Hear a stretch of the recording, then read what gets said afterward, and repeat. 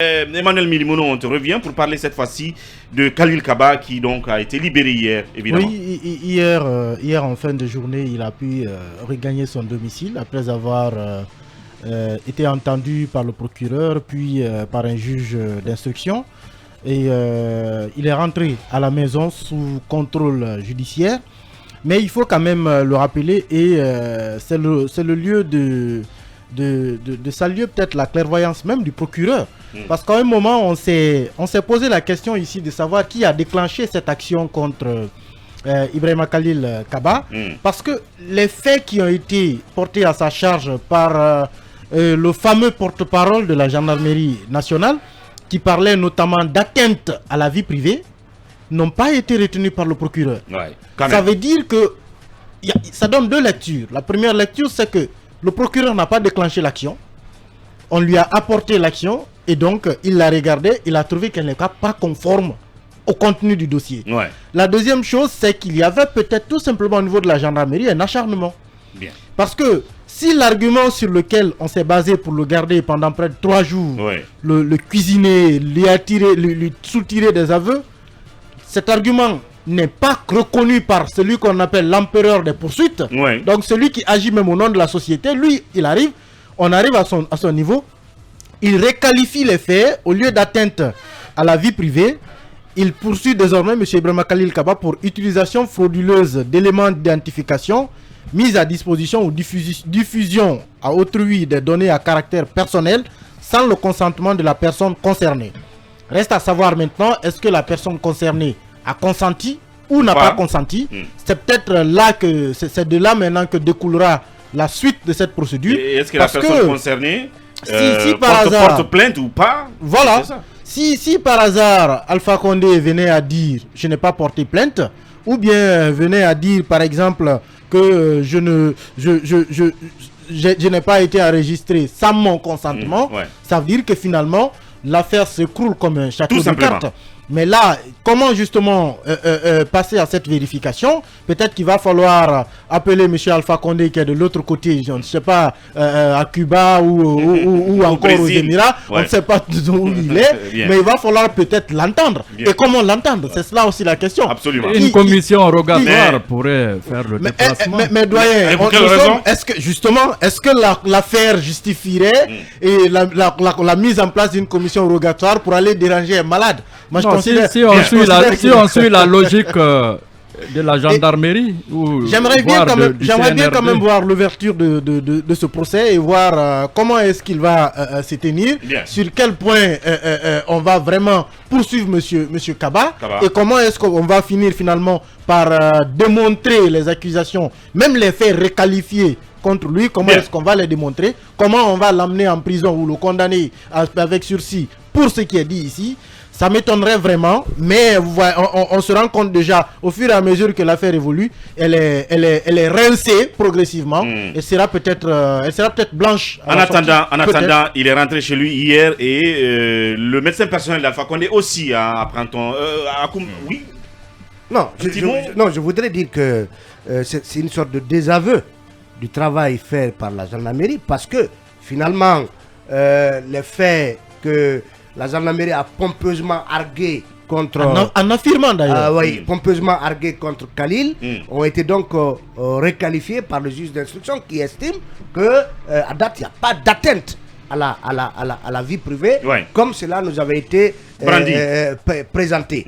Mais aujourd'hui, toujours est-il que, alors qu'il n'y a pas de plaignant, alors que la gendarmerie n'a pas été mise en action officiellement et jusqu'à preuve du contraire par un procureur pour se saisir de cette affaire, et c'est l'image de l'homme aujourd'hui qui en prend un coup, parce qu'on est en train de présenter Khalil comme étant quelqu'un de pas très fiable, quelqu'un qui... Mais malheureusement ça a été ainsi dans notre pays, parce que les personnes qui sont visées par pas très fiable, qui peut se livrer à ce genre de pratique. Et donc aujourd'hui Khalil peut-être que... À contrario, ça peut être un effet. Justement, ça peut être... Est-ce que le projet de ceux qui en veulent... Est-ce que le projet de ceux qui en veulent à Khalil, c'était de le faire passer pour un moins que rien? Bien. Et aujourd'hui, cette affaire a fait davantage connaître Khalil et beaucoup y ont vu un acharnement. Bien. Donc finalement, quelqu'un disait, même Doussou, Madame Doussou qu'on aura... qu'on écoutera tout à l'heure. À sa propre lecture de la chose, ça veut dire que Khalil, peut-être que finalement, Khalil enfin fait son entrée politique. Oui, écoutez, la gendarmerie a fait campagne pour M. Ibrahima Khalil Kaba, c'est bien beau. Parce que les grands hommes partent toujours quelque part pour un peu souffrir là. Regardez l'histoire de Nelson Mandela. Et ensuite, j'aimerais aussi imaginer que le parquet général ne devrait pas être satisfait des actions de la gendarmerie nationale. Je m'arrête là. Bien. Et on reste avec vous, Akumba, pour parler cette fois-ci de l'ancien gouverneur de la Banque centrale. Ah, monsieur Luceni Nabé. Bon, j'aimerais annoncer sa libération, mais malheureusement, je confirme qu'il est en prison. Ouais. Rappelez-vous que la Banque centrale de la République de Guinée avait signé avec la société belge AFNOR un contrat administratif de raffinage et de dépôt d'or au compte du métal de la Banque centrale de la République de Guinée. Et suivant ce contrat, l'État guinéen avait mobilisé 12 tonnes d'or qui avaient été, donc ces tonnes-là qui avaient été remises au raffineur AFNOR. Un qualificatif raffinaire qu'on devrait encore creuser et vérifier pour voir est-ce qu'on ne répète pas un gros mensonge là.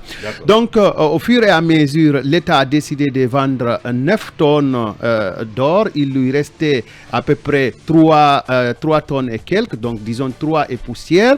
Mais il se trouve que le compte AFNOR avait reçu de l'or en provenance d'une société avec laquelle l'État guinéen était en relation à partir de Dubaï. Et c'est la quantité de ce or-là, il s'agit d'1,8 tonnes d'or qui était d'origine douteuse à cause de cette réception d'or, donc venant d'Abu Dhabi, venant des Émirats Arabes Unis vers Londres.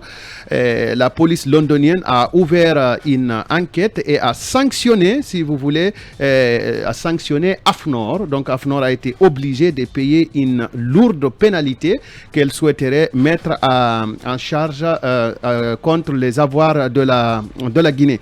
Alors, ainsi suivra des tractations en tractations. Le nouveau gouverneur de la Banque centrale, M. Karamoko Kaba, souhaite voir des visu sonores lors de la République de Guinée parce qu'il avait des inquiétudes provenant de ses auditeurs internes et externes.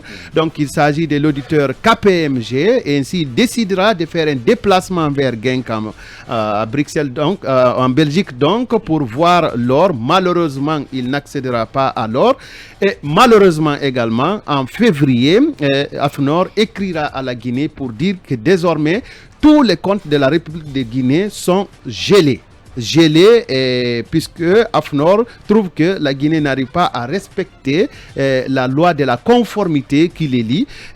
La Guinée semble avoir fourni des éléments qui n'ont pas convaincu les services anglais et puis cela est imputable à la Guinée. Cependant, des responsables de la police londonienne, à savoir ceux qui sont chargés justement de lutter contre la fraude, ont dû échanger avec les autorités guinéennes pour leur signifier qu'il n'en est absolument rien qui soit en relation avec l'or de Conakry, l'or venu de Conakry, et que la société ait été simplement sanctionnée pour avoir violé les lois de la cité de Londres.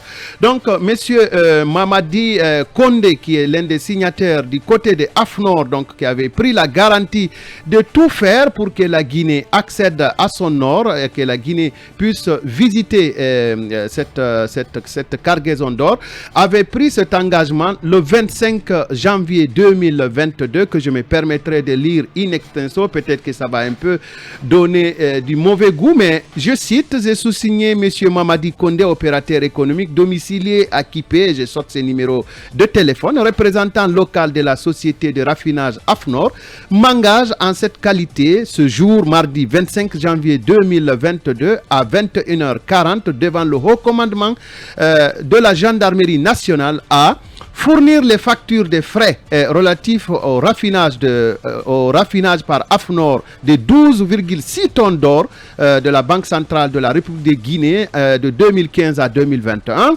Ensuite, organiser le voyage de monsieur le gouverneur de la Banque centrale de la République de Guinée et 3 autres de ses cadres à Genk, il s'agit du Royaume de Belgique, le 3 février 2022, pour localiser le stock d'or restant de 3,139 tonnes de la BCRG se trouvant dans le compte de la société AFNOR. Ensuite, faciliter le transfert de 3,39 tonnes d'or de AFNOR chez la société Brinks, en foi de quoi je signe cet acte d'engagement pour servir et valoir ce qui est de droit. Qu'est-ce qui s'en suivra?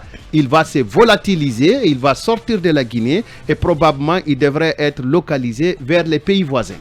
Bien.